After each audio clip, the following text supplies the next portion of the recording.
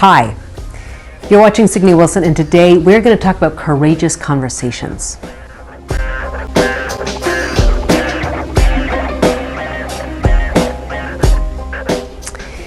Yes, I'm talking about those conversations that are not that easy to have.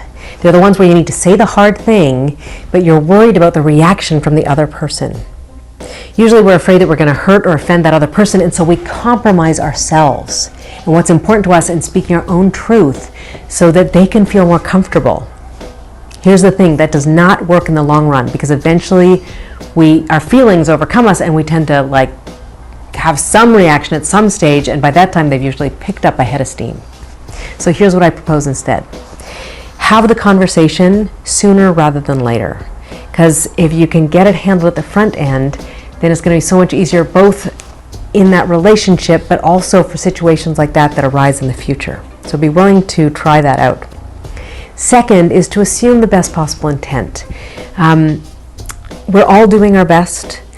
When you spend your time assuming that somebody is trying to hurt you or is getting in your way, is doing it intentionally, you're actually setting yourselves both up for a failed relationship, as opposed to assuming that they are doing the best they can and maybe they just don't know how it is that they're impacting you.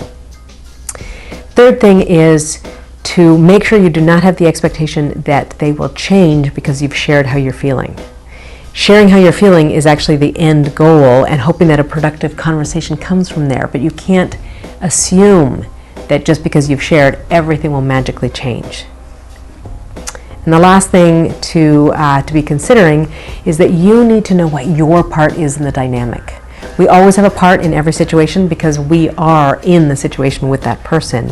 And so figuring that out for yourself and being willing to be really honest with yourself and address some of the places where you're engaging not necessarily as productively will help you move the conversation along more powerfully.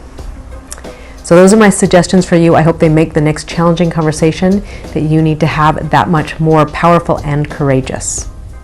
And we'd love to hear about those conversations. So please do write comments below about challenging situations, conversations you've had in the past, and also how you might try some of them in a different way now with these tips.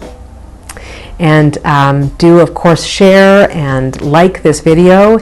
And I also want to thank you for watching and remind you that you are significant. And so please live your life that way.